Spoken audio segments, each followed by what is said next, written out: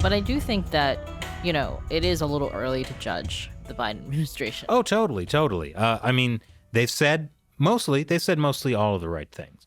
We just need to see action actually followed through. And in many ways, the Trump administration did set up a good precedent, a good path forward. I mean, Biden was calling the persecution of Uyghurs in Xinjiang genocide during his campaign.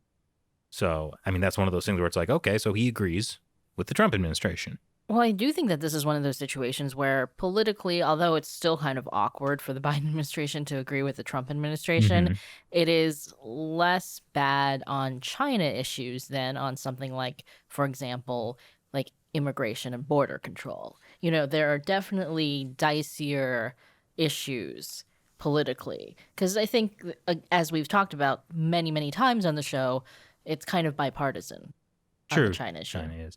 Yeah. Though Biden isn't building more cages for kids. He's building overflow facilities for unaccompanied migrant children. All right. Well, now we're going to have to eject you. Yeah. But instead of going down that rabbit hole, I think politically, Joe Biden can basically talk along the lines of what we need to do on China. And I think there's a lot of support from leading Democrats like Nancy Pelosi on China. What has she said recently? Well, no, but I mean, Pelosi for years has taken a policy position, for example, in support of Tibet, in support of human rights in China. She alone, as a congressperson, can't do a whole lot, right? Unless you have the whole climate of the thing shift. And what we saw in conjunction with the Trump administration, and in part due to the Trump administration, but in part due to just other things, the whole climate on China has shifted fundamentally. A climate change, if you will. Yes. So in that sense, the Trump administration would agree that it's real. So if you look at what she wants, and there's a number of Democratic senators and Congress people also who, for different reasons maybe than Trump, but they're very concerned about China issues. So all Biden has to do is use the politically correct language to do it. And I think he has a lot of ability to get Congress to act on China in a way that's positive towards human rights, positive towards American values. And I think he's got 4 years to do this. He's got a lot of opportunity, and I just hope he takes it. I think that's one thing that really the U.S. government should do is talk about American values. And I think the State Department under Trump was doing this a lot with Pompeo. But I think the issue is that, like, when the conversation just becomes about interests, like only about like where we can work together, and it's not about sort of this absolute materialistic kind of viewpoint. Well, like if they don't, the fact is that the Chinese Communist Party is in an ideological struggle with the U.S.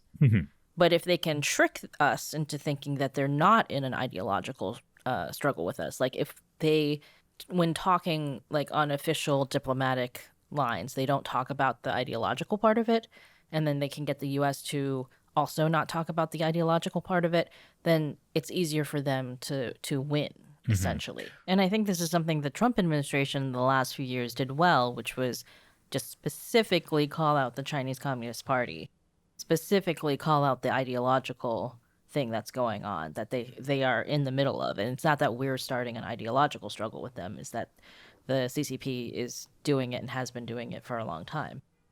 But, I think this is another one of those things where it could get dicey for the Biden administration to carry on that specific thing, talking about the Chinese Communist Party. I'd like to see them directly call it the Communist Party. No, that would be good. And I think also because, well, the thing is then, like, you kind of have to acknowledge that China is not a normal country. Which hopefully the genocide marker helps that.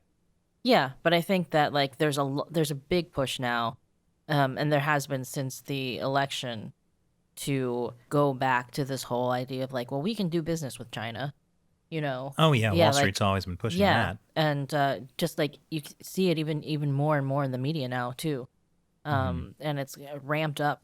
And I think that it'll continue to do this. Like during, we'll see this a lot until it becomes clear what the Biden administration is going to do, because now is the time. And you see this in Chinese state-run media too. They're really, really pushing hard on things like, there was an article in the Global Times the other day that was like, the Biden administration's pause on the TikTok and WeChat bans are a sign that China and the U.S. can work together. So just like really trying to use this kind of period of uncertainty to push back as much as they can.